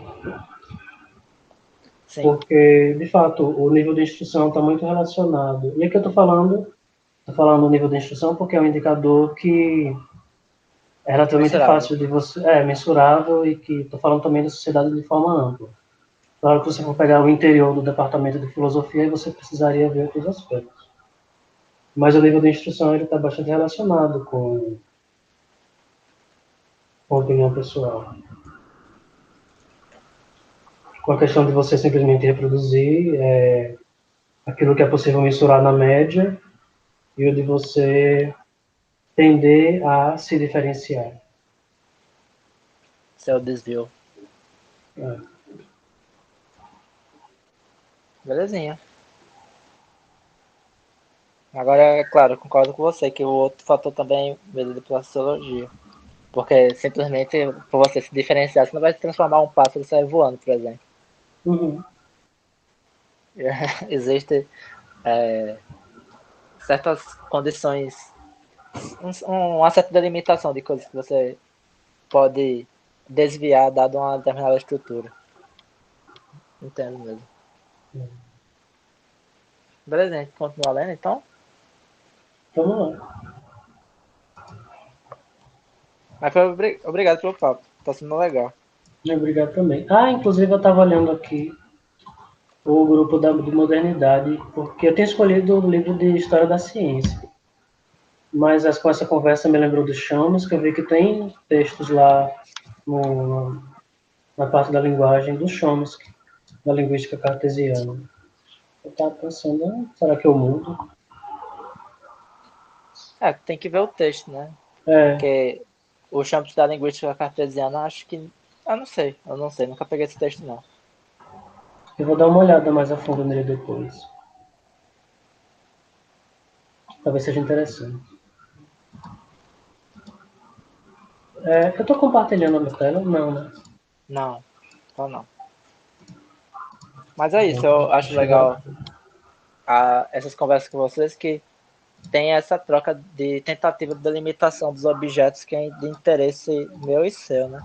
De fato, uhum. quais são as questões que a gente está preocupado. E de fato, cara, É, para mim, a parte mais difícil de tudo é formular a pergunta. para mim também. É como se eu tivesse intuições do que é que me interessa, de quais links eu quero investigar, mas formular a questão de forma precisa, clara e que me conduza a, a investigações melhor delimitadas é complicado. Demais. Demais mesmo.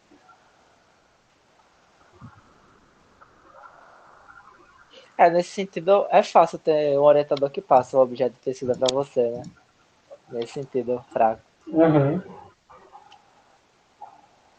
Eu tava vendo um vídeo aleatório de um congresso de pós-graduação em matemática, e aí tem um cara falando, pô, eu vejo que eu sempre fui muito autônomo, porque desde o meu mestrado eu nunca fiquei dependente do meu professor, vejo colegas hoje que já têm doutorado, e continuo voltando pro orientador falando, oh, você não tem um problema para eu pensar, eu estou sem problema para pensar. E tipo, falando como se isso fosse normal, e ele fosse diferente porque ele tentou, ao longo da carreira, desenvolver um conjunto de problemas dele mesmo, entendeu? Não pegar o do orientador, fiquei É, interessante, né? mas para Porque na minha, isso, na minha cabeça, na minha cabeça sempre funcionou assim, eu tenho que encontrar o que é que eu quero, alguma coisa para eu pesquisar e tal, eu pesquisar o que o orientador especificamente faz. Mas é eu, bastante comum. então, na minha cabeça também. Por isso que eu acho que a gente está se aproximando bastante desses grupos. O que eu acho interessante sobre esse caso específico é o seguinte: no caso desse cara da matemática que você viu, ele ainda está numa certa parte de cima da onda, os amigos dele estão ainda na parte de cima da onda, porque os amigos estão interessados em desenvolver outros objetos, apesar deles não serem capazes de formulá-los. E na nossa academia é que o cara praticamente pega um objeto para a vida toda e que não é um objeto grande. Uhum. Tem gente que praticamente assume que o objeto é para escrever só o doutorado e pronto, acaba a pesquisa ali. Passa como pode dizer, em um concurso qualquer para ser professor universitário, e aí ele faz aquilo que eu acabei de falar sobre as comunicações. É ele que ensina como a gente faz isso. Escreve comunicações totalmente desconjuntadas uma das outras, sobre temas mais variados. Os artigos que ele escreve, você percebe que não tem comunicação entre si, você não percebe qual é o fio de pesquisa que ele está querendo seguir, qual é de fato o grande projeto que ele está assumindo nessa pesquisa. É muito raro encontrar isso nos professores. Pelo menos no meu departamento. Esse cara da matemática ainda tem os outros caras que pelo menos se preocupam em diversificar os objetos, colocar novas questões. Enfim. É muito engraçado. Pô. Eu também acho.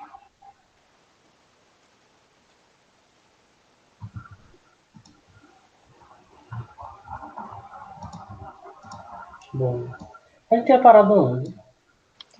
Na parte final do cérebro. No meu é página 21. Aí a gente ia começar a página 22. Ah, ok, então. É. Como separar a língua da fala? Como separar a língua da fala? Separa-se ao mesmo tempo.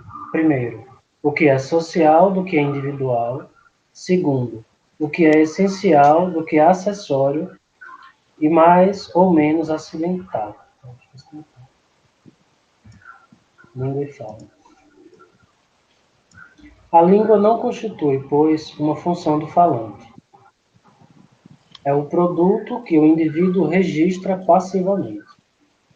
Não supõe jamais premeditação, e a reflexão nela intervém somente para a atividade de classificação, da qual trataremos na página 142.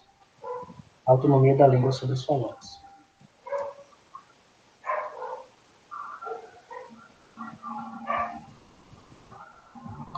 Essa aqui a atividade de classificação não ficou claro, mas ele vai falar depois, né?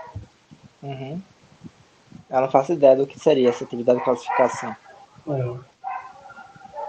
A fala é, ao contrário, um ato individual de vontade e inteligência, no qual convém distinguir, primeiro, as combinações pelas quais o falante realiza o código da língua no propósito de exprimir seu pensamento pessoal.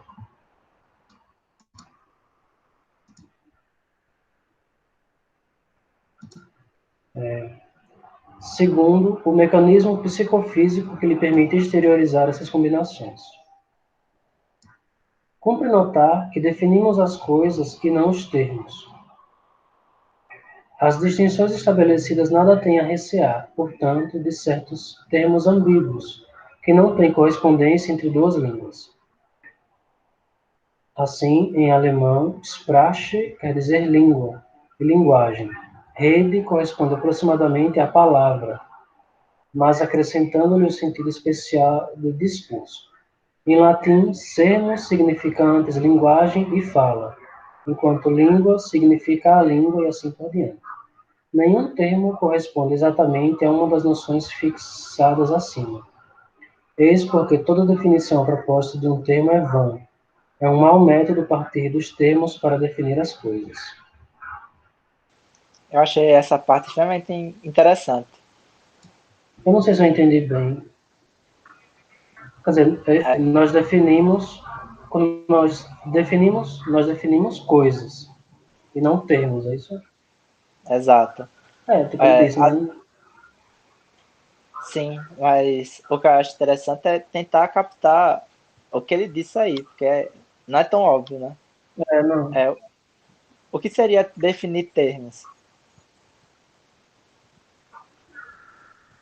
Acho que seria você especificar o sentido em que você usou tal termo. Não sei. Exato. Então, eu entendi dessa mesma forma. É tipo, me parece o que ele está fazendo é o seguinte: quando você define o termo, por exemplo, estou definindo o termo casa.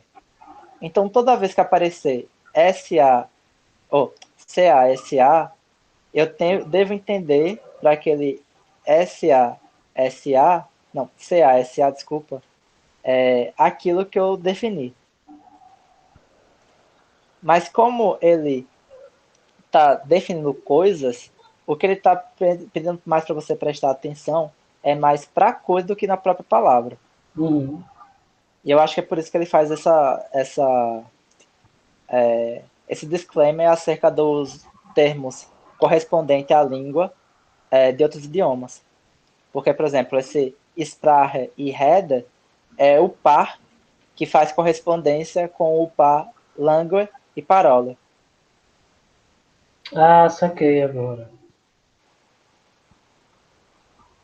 E esse termo, Sermo significa sermo, antes linguagem e fala, enquanto língua significa língua, assim por diante. Entendi. porque aí seria definir os termos. Ele está usando Uhum. a palavra língua e parole para definir coisas. Uhum. Eu acho que é nesse sentido. Não sei se. Sim, eu também acho que seja assim. Pronto, um exemplo talvez ruim, mas eu vou dar mesmo assim.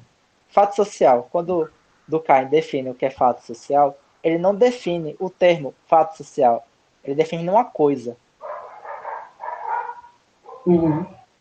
Porque se ele definisse o que era fato social como termo, outra pessoa poderia ver aquela mesma realidade e definir a partir de outro termo. Mas ele não Sim, está definindo o saquei. termo, ele está definindo a coisa. Uhum. Então a pessoa pode chamar de qualquer outra coisa. Enfim, eu estou interpretando dessa maneira. Também, penso que é isso mesmo. Bom, recapitulemos os caracteres da língua. Primeiro, ela é um objeto bem definido no conjunto heteróclito dos fatos da linguagem. Pode-se localizar uma porção determinada do circuito em que uma imagem auditiva vem associar-se a um conceito. Ela é a parte social da linguagem, exterior ao indivíduo, que por si só não pode nem criá-la, nem modificá-la. Ela não existe senão em virtude de uma espécie de contrato estabelecido entre os membros da comunidade. Por outro lado, o indivíduo tem necessidade de uma aprendizagem para conceder-lhe o funcionamento. Somente pouco a pouco a criança a assimila. A língua é uma coisa de tal modo distinta que um homem privado do uso da fala conserva a língua, contanto que compreenda os signos vocais que ouve.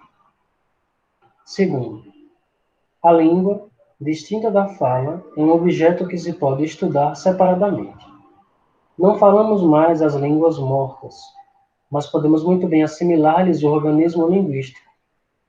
Não só pode a ciência da língua prescindir de outros elementos da linguagem, como só se torna possível quando tais elementos não estão misturados. Terceiro, enquanto a linguagem é heterogênea, a língua assim delimitada é de natureza homogênea. Constitui-se num sistema de signos onde, de essencial, só existe a união do sentido e da imagem acústica, e onde as duas partes do signo são igualmente psíquicas.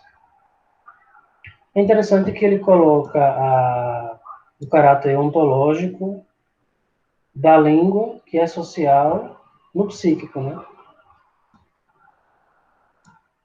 Não é isso que ele está fazendo? Deixa eu ver. Porque ainda que ele coloque como sendo social, é como se o social não existisse de fato, enquanto realidade. Ela pode ser apreendida, mas o que há de real é psicológico. Entendo, entendo. Sim, sim. Penso que é isso. Quarto, Rapaz, você sabe que você está entrando em questões filosóficas profundas aí, né? por quê?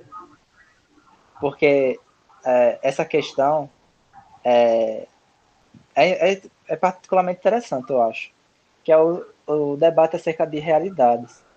Por exemplo, o Frege, por exemplo, ele defende que existe a realidade efetiva e uma realidade não efetiva. Então, a própria realidade é dividida em efetiva e não efetiva.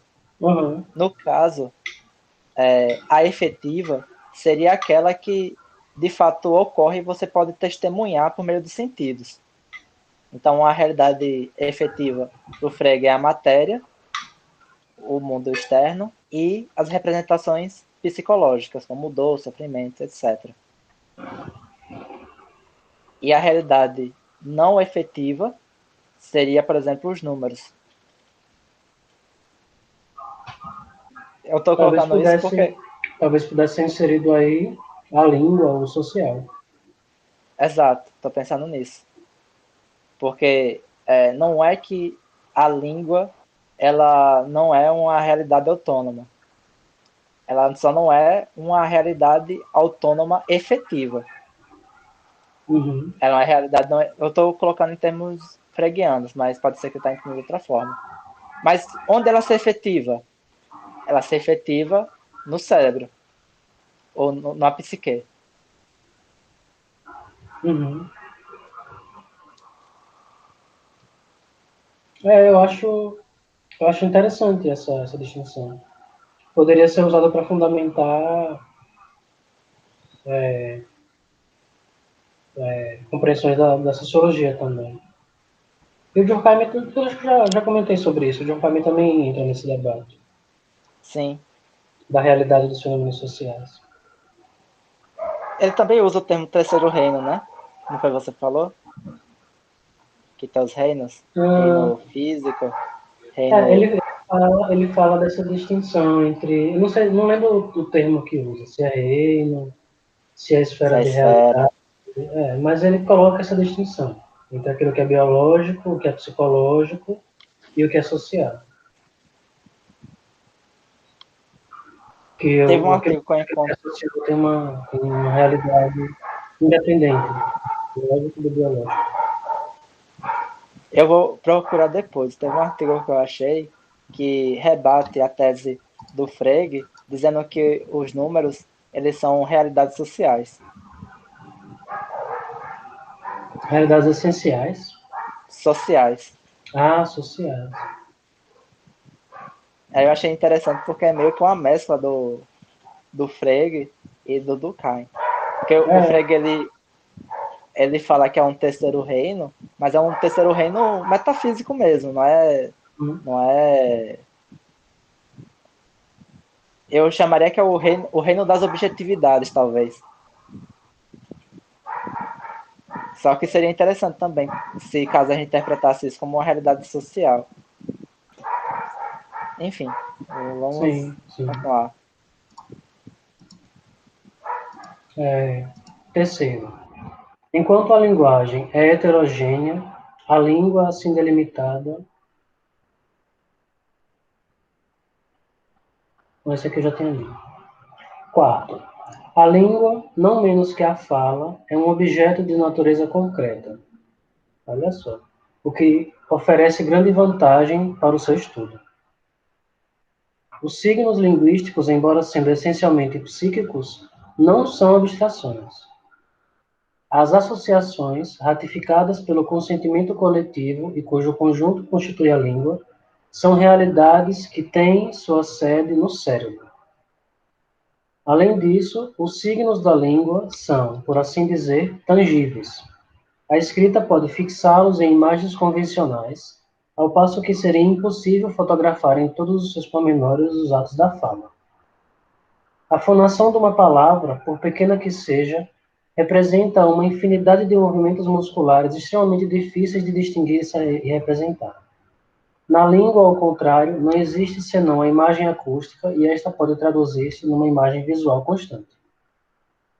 Pois se se faz abstração dessa infinidade de movimentos necessários para realizá-la na fala, cada imagem acústica não passa, conforme logo veremos, da soma de um número limitado de elementos ou fonemas suscetíveis, por sua vez, de serem evocados por um número correspondente de signos da escrita. É esta possibilidade de fixar as coisas relativas à língua que faz com que um dicionário ou uma gramática possam representá-la fielmente, sendo ela o depósito das imagens acústicas e a escrita a forma tangível dessas imagens. Percebe de onde eu tirei tudo aquilo do nosso debate anterior? Aham, Foi exatamente essa parte. E eu acho que, de fato, a interpretação que eu estava chutando não é não. Que ele realmente afirma a realidade no cérebro. É muito engraçado. sim, ele afirma no cérebro. Mas essa frase final, esta possibilidade de fixar as coisas relativa à linguagem que faz com que um dicionário, uma gramática possam representá-la fielmente como sendo um depósito das imagens acústicas e a escrita, a forma tangível dessas imagens. Quer dizer, depois do pós, né? Uhum, É isso que estava basear toda a nossa discussão anterior. Então, E eu acho interessante que eu acho que no Durkheim talvez ele não coloque as questões nesses termos. Eu não tenho certeza, mas eu penso que o Durkheim se afasta dessa compreensão. Eu poderia pegar a língua como exemplo, não sei se ele trata da língua como tão depositada no cérebro e se exprime em dicionários e gramáticas, mas ele diria o contrário, eu acho. Ele diria que a língua, enquanto social, está cristalizada nos livros, nas gramáticas, nos dicionários, e que, por estar fixada aí, ela é antes mais real nessa forma do que nos cérebros. O Durkheim diria algo mais nesse sentido, eu acho. Tem como repetir, desculpa? Tipo, eu acho que o Durkheim diria algo no sentido oposto ao que tá aqui. Ao invés de colocar a língua enquanto realidade social como depositada no cérebro e exprimida de forma tangível em gramáticas e dicionários, eu acho que o Durkheim tenderia a dizer que a realidade social da língua está expressa fundamentalmente no que ele chamaria de cristalizações, quer dizer, em dicionários, em gramáticas mesmo, são realidades objetivas que fixam aquilo de forma durável. Então, socialmente, a língua, enquanto fenômeno social, teria o seu caráter de realidade, vou colocar assim, mais forte, em livros, em dicionários, em gramáticas e tal, e se exprimiria ou ocorreria nos cérebros, que aprendem o que está depositado, cristalizado em livros, em bibliotecas e tal. Eu acho que o Durkheim faria uma formulação mais ou menos desse tipo, entendeu? Entendo. Eu tenho duas opiniões, mas ainda não me decidi acerca das duas. A primeira me parece que é só uma divergência de vocabulário. Eu acho que não é essa que eu estou pendente mais. E a segunda que eu acho que o Saussure não pode aceitar a cristalização, porque essa escrita, ela, e isso eu tô falando especulativamente, essa escrita não te dá acesso às imagens mentais da época. Entende o que eu quero dizer com isso? Uhum. É por isso que eu acho que ele usa o termo representar, não o termo cristalizar.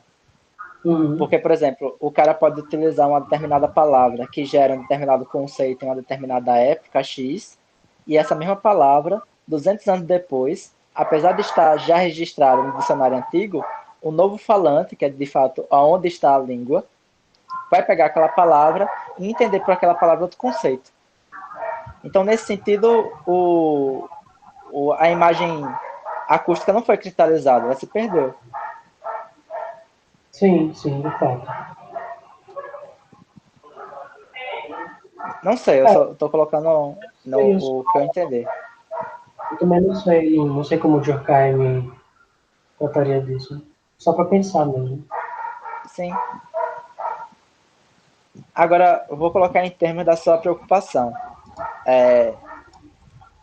Pois se faz abstração dessa infinidade de movimentos necessários para que dois agentes interajam, que cada papel social que um agente possui, conforme logo veremos, da soma de inúmeras possibilidades de papéis que ele pode assumir.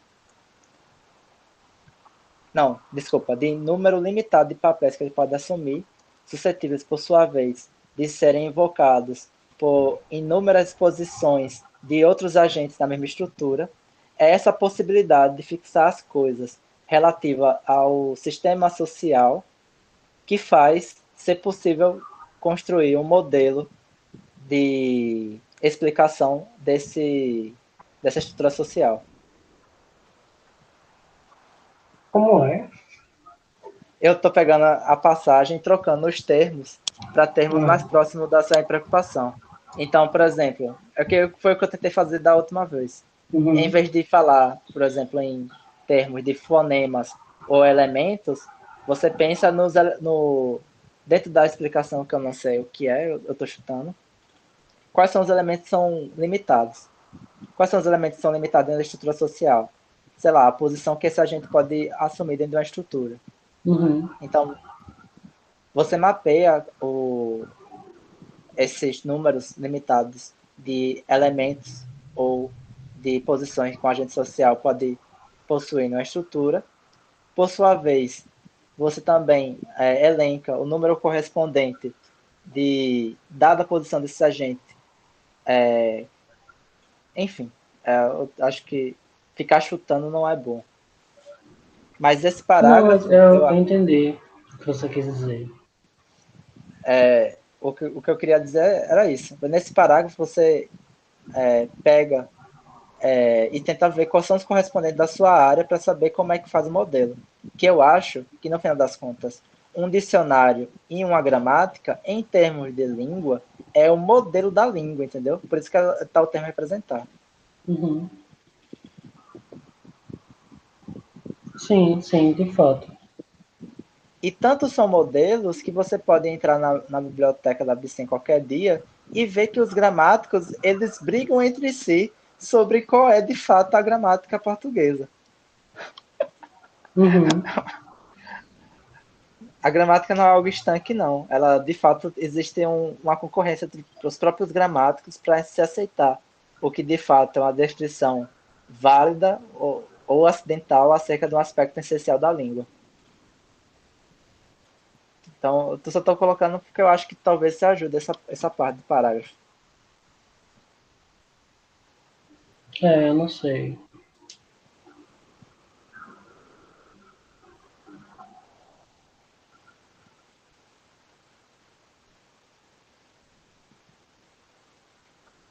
Porque eu não sei também em que medida, se eu produzisse a respeito do hábitos, por exemplo, uma espécie de gramática, tipo, isso eu consigo visualizar bem, na verdade. Isso o estruturalismo faz, o estruturalismo da antropologia. Descrever um conjunto de unidades mínimas e regras constitutivas de um sistema simbólico, numa espécie de gramática mesmo. Mas a questão que eu me coloco é mais no sentido da, da ação a partir dessa gramática e dessas regras, Então, na prática. sim, o que está no o passo adiante a isso aí, que esse é o passo somente de catalogação, está o passo de Chomsky, que é tentar explicar a criatividade dentro desse cenário. Sim, é essa mesmo a questão. É explicar a criatividade. Então, o E, Chomsky e tem esse formalizar a problema. criatividade. Ah, pode Uhum. dizer, desculpa te Não, cortar. é isso mesmo. Era bem isso que eu tinha aprendido que você falou do Chomsky, por isso que ele me interessou também. A explicação da criatividade. A questão do Chomsky é, dado esse dicionário, dado essa gramática, quais são, dado um input é tipo um estímulo, né? Uhum. A possibilidade de produção de uma resposta como output.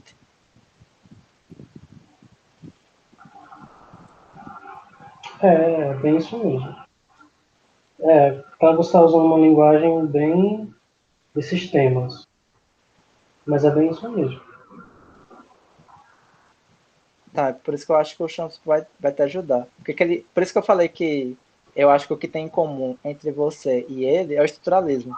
Porque o Chomsky compra essa parada associada desse parágrafo, entendeu? Uhum. O Chomsky faz isso, ele de fato delimita um número finito de elementos e de fonemas para estabelecer uma gramática e um dicionário. Mas, além disso, ele vai se perguntar acerca de, a partir desse dicionário de gramática, como a gente produz um determinado enunciado. Enfim, é só para evidenciar contexto, que eu estava usando muita coisa que estava posterior do texto que ainda não tinha sido apresentado. Uhum. Sim, de fato. Uma leitura que eu quero fazer, realmente, o Chomsky. Vou dar uma olhada nesse livro que está aqui, né, de filosofia da moderna, livro de modernidade. Quem sabe até já posso começar a ler de agora. Bacana. Será que Marina já digitalizou? Tá aqui no PDF dele.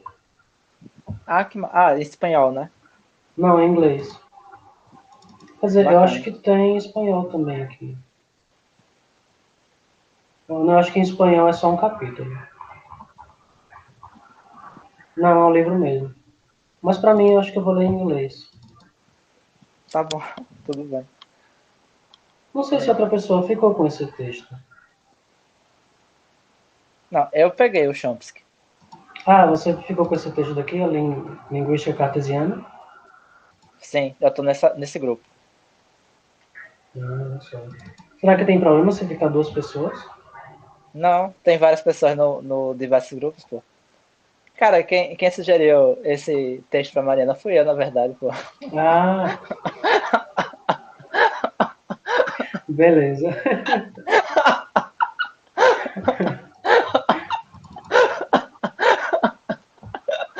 Olha aí como é que a gente acha as coisas.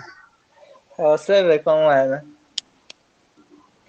Os grupos estão ligados tendo momentos, mas estão, pô. Não se preocupe, não. Eu espero que as ligações fiquem cada vez mais fortes, mas ainda estão finalmente ligados. Uhum.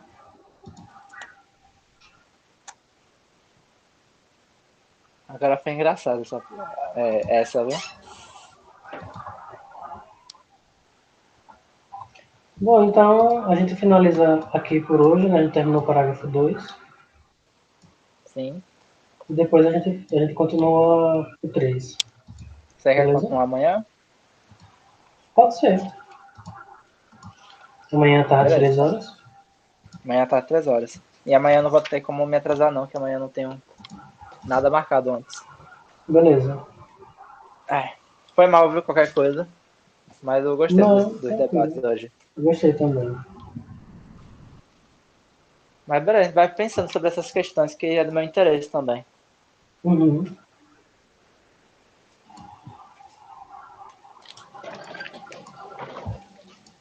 Bom, até amanhã então. Até. Tem como separar a gravação? Eu vou fazer isso agora, então. Ok.